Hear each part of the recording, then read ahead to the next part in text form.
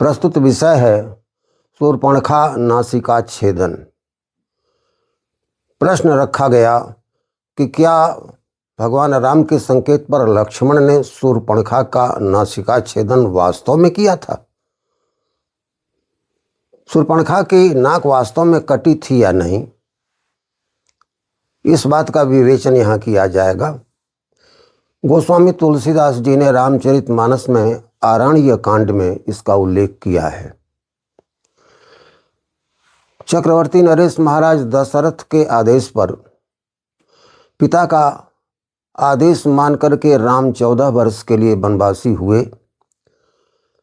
अनुज लक्ष्मण और भार्या सीता ने भी उनका अनुसरण किया।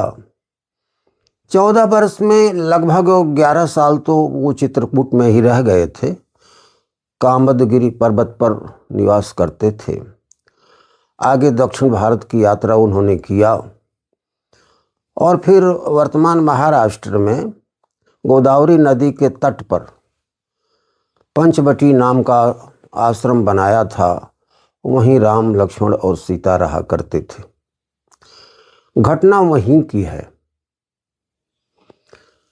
शूर्पणखा की वहाँ नाक कटी थी, इसलिए उस क्षेत्र का नाम नासिक पड़ा। और आज नासिक में महाकुंभ लगता है। जो लोग वहाँ गए होंगे उस आश्रम के स्थल को देखा होगा जहाँ ये घटना घटी थी। आरण्य कांड में गोस्वामी तुलसीदास जी ने जब प्रारंभ किया है कांड का, उसी समय इसके संदर्भ की भूमिका दे दिया है।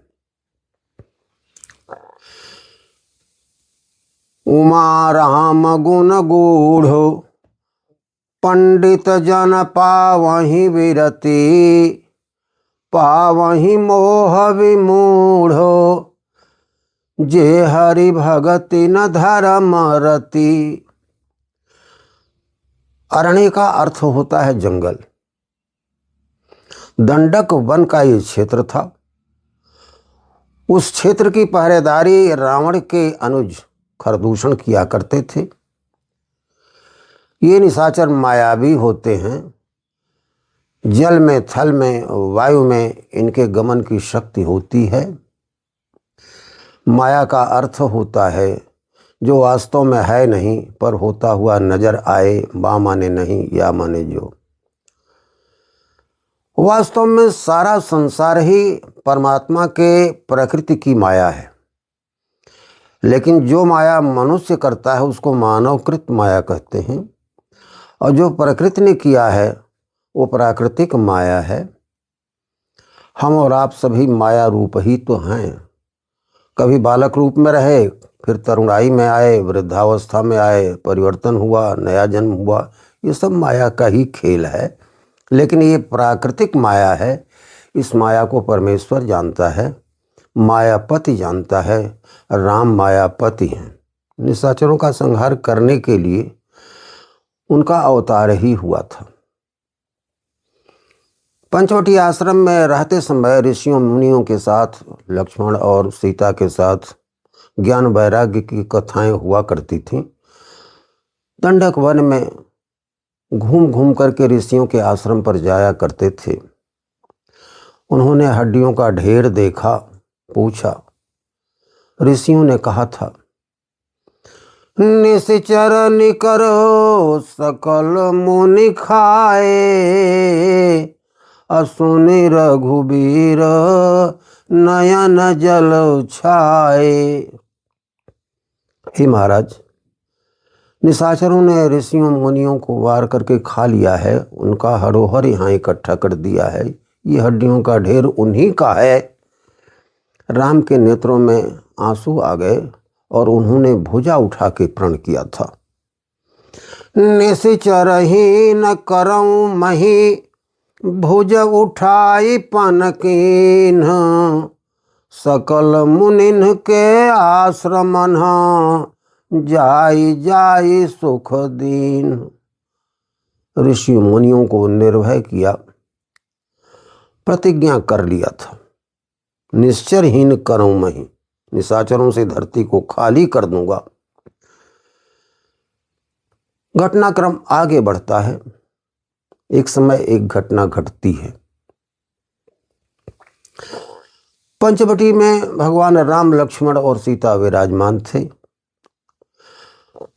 वहीं पर रावण की बहन शूर्पणखा वेश बदल करके आती है। शूर्पणखा रावण कै बहिनी, और दुष्ट हृदय दारुण जस अहिनी। पंचवटी सो गई एक बारा, और देखी विकल भई जुगल कुमारा। पंचवटी आश्रम में राम लक्ष्मण को देख करके मुग्ध हो जाती है। यहाँ कथा आती है, भगवान शंकर ने शुरू में ही पार्वती से कहा था कि उमा राम गुण गूढ़ पंडित जन पावहीं विरति। कथा वहाँ से अरण्यकांड की प्रारंभ हुई है। हे उमा, राम का चरित्र बड़ा गूढ़ है।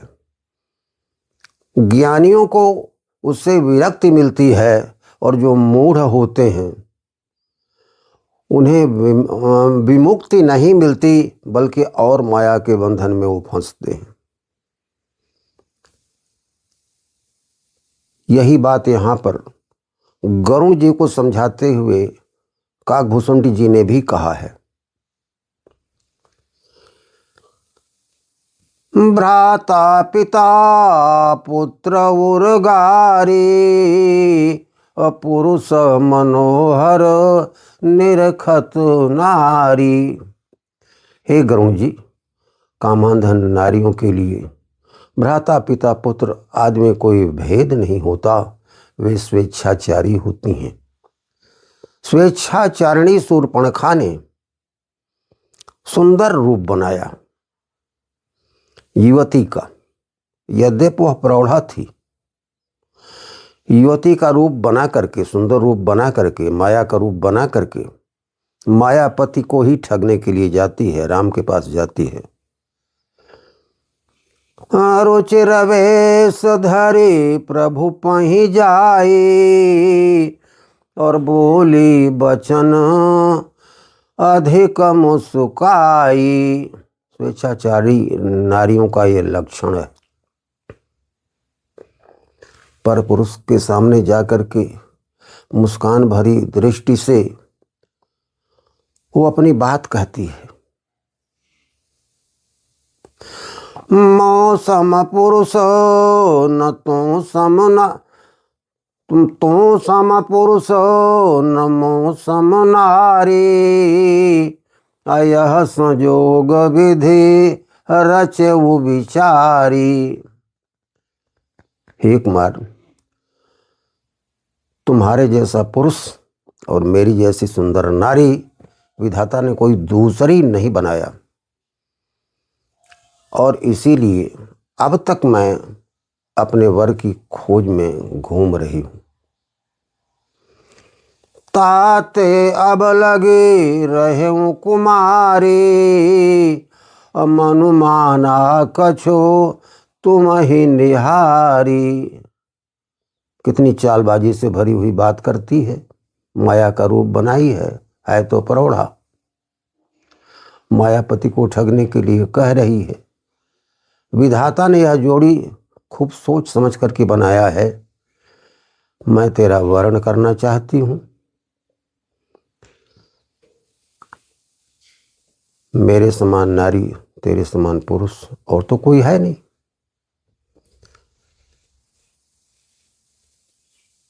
मनु माना कछु तुम ही निहारी। अब यहाँ सोचने की बात है, कितनी चालाकी भरी बात करती है कि तुमको देख करके कुछ कुछ मेरा मन वर्ण करने का हुआ है।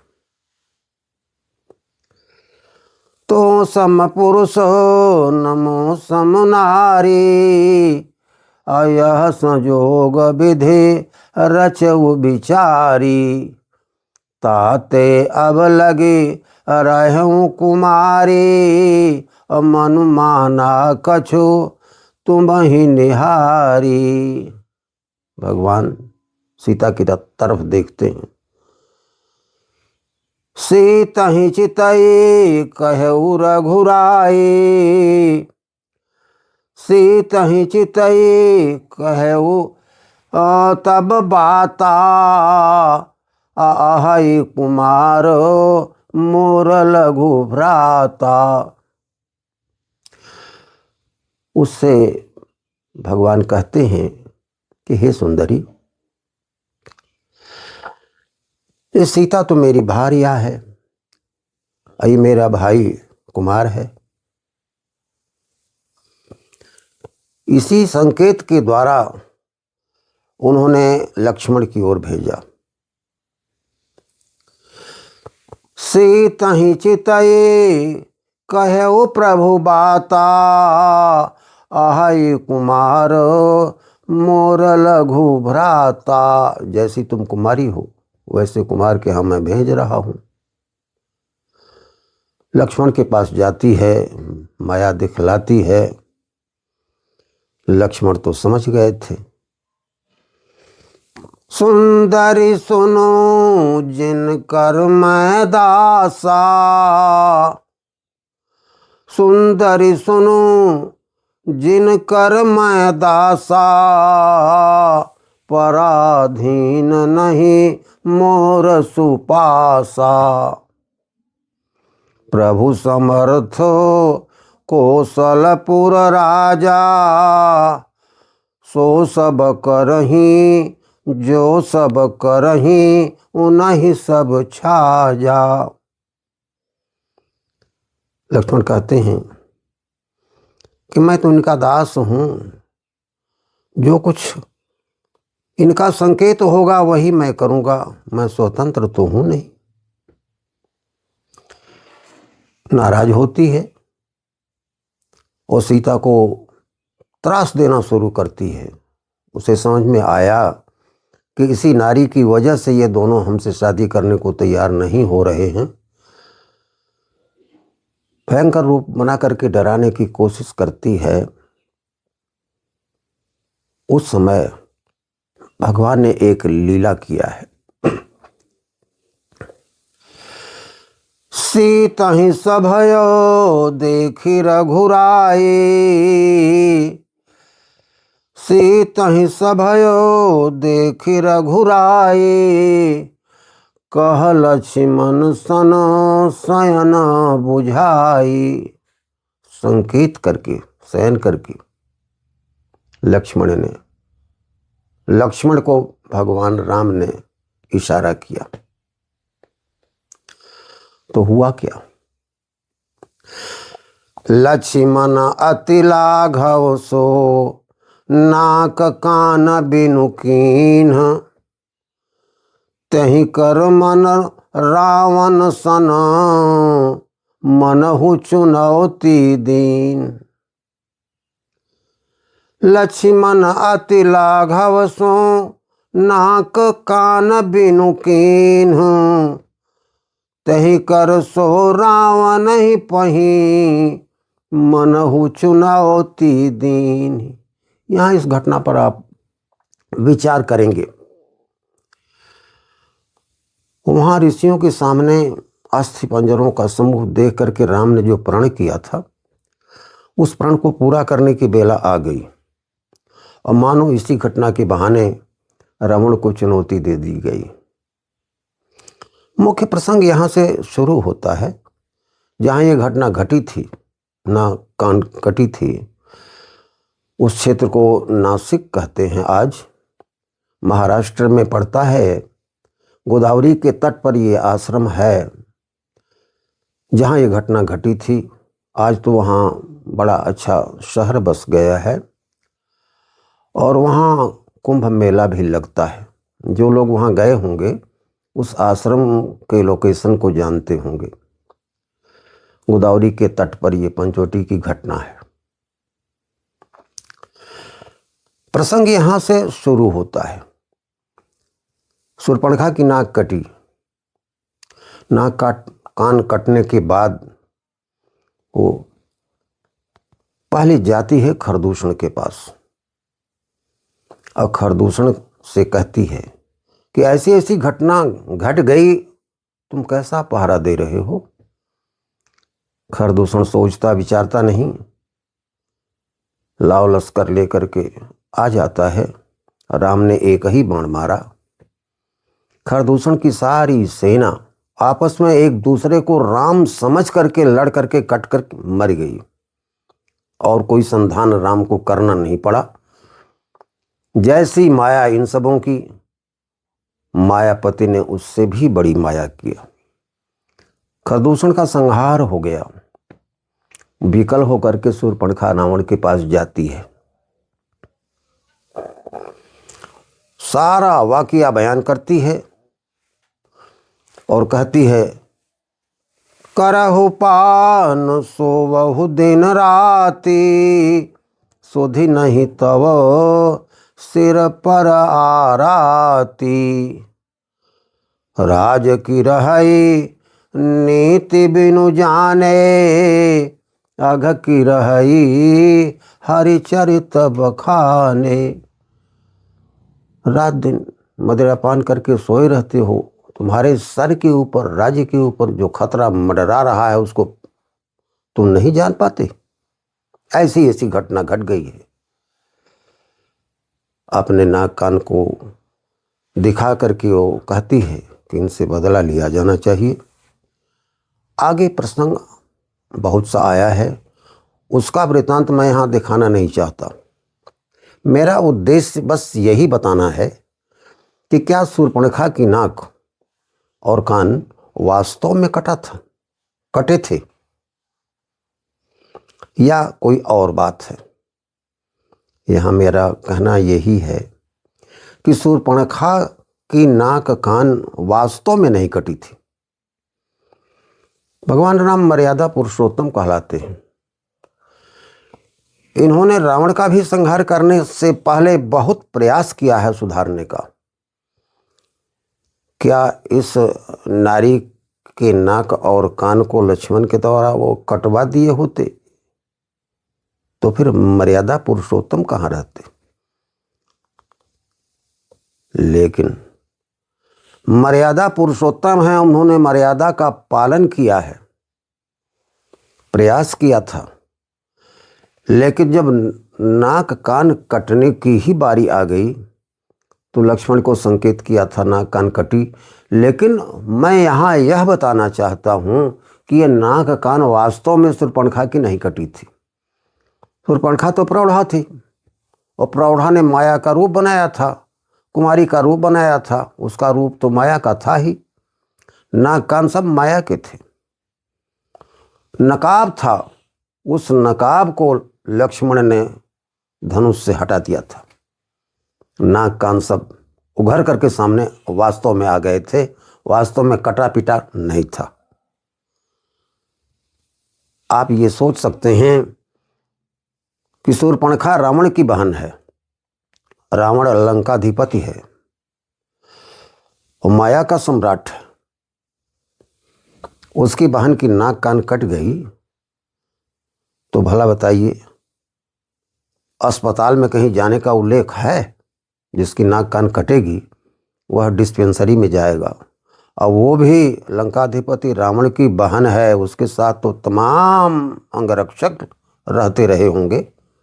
लेकिन कहीं इस बात का उल्लेख नहीं है कि वह किसी डिस्पेंसरी में गई है। जिसकी नाक कान वास्तव में कट जाएगी वह खरदूषण या और किसी के पास सहायता के लिए जाएगी कि पहले अस्पताल में जाएगी? कहीं डिस्पेंसरी में जाने का तो उल्लेख है नहीं, खरदूषण के पास गई है। और वह भी जब मारा गया है तो रावण के पास गई है, तो रावण उसकी नाक कान वास्तव में कटी हुई देखता तो किसी अस्पताल में किसी वैद्य के यहाँ भेजता। लेकिन ऐसा कोई उल्लेख है? कहीं कोई उल्लेख नहीं। खरदूषण भी जानता था, शूर्पणखा तो जानती ही थी, रावण भी जानता था ये लीला माया की है। लेकिन इसके माध्यम से उन तपस्वियों ने रावण को चुनौती दे दिया था कि तेरे अत्याचार का अब अंत आ गया है। और रावण उसका मुकाबला करने के लिए आगे चलता है। आगे कथा बढ़ती है। इसका पटाक्षेप मैं यहीं पर ये करके करना चाहता हूं कि भगवान राम मर्यादा पुरुषोत्तम थे। उन्होंने हर स्तर पर मर्यादा का पालन किया है। रावण को भी मारने से पहले उन्होंने बहुत प्रयास किए हैं। शूर्पणखा से भी बहुत प्रयास किया। शूर्पणखा ने जो कुछ किया वो नाटक आपको बता दिया। शूर्पणखा मायाविनी थी, माया का रूप था। नकाब हटाया गया था, वास्तव में नाक नहीं कटी थी। यही बात मैं यहाँ कहना चाहता हूँ कि मर्यादा पुरुषोत्तम ने वास्तव में शूर्पणखा की नाक लक्ष्मण के द्वारा नहीं कटवाया था। यहाँ आता है, सीता सभयो देखी रघुराई, कह लक्ष्मण सन शयन बुझाई। बातें नहीं हुई हैं। सीता को भयभीत देख करके लक्ष्मण से इशारा में कहा है। इशारा उनका था, ये जो नाग खान यार इसका रूप देख रहे हो ये माया का है। और लक्ष्मण ने भी क्या कहा था शूर्पणखा से, हे सुंदरी मैं उनका दास हूं, जो उनका हुक्म होगा वही मैं करूंगा। सुंदरी सुनो उनकर मैं दासा, पराधीन नहीं मोर सुपासा। मैं स्वतंत्र तो हूं नहीं मानती। वो क्या समझे मायापति का खेल, ये तो अपनी माया को ही प्रवीण समझती थी।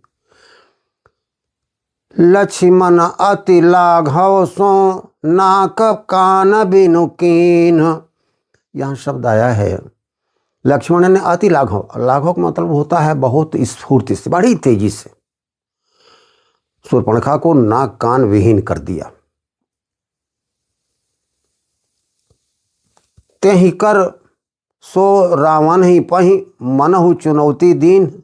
इसी बहाने रावण को चुनौती दे दी गई थी उस बात के लिए जिसका प्रण राम ने कभी ऋषियों के आश्रम में जाके हड्डियों का ढेर देख के किया था।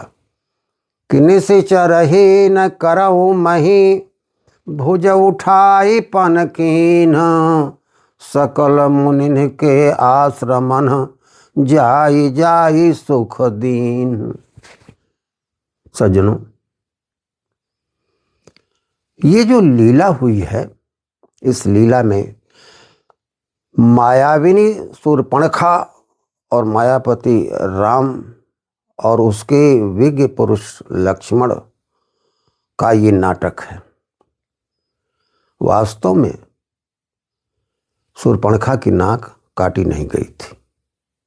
मैं इस प्रकरण को यहीं पर आपको सोचने के लिए छोड़ देता हूँ।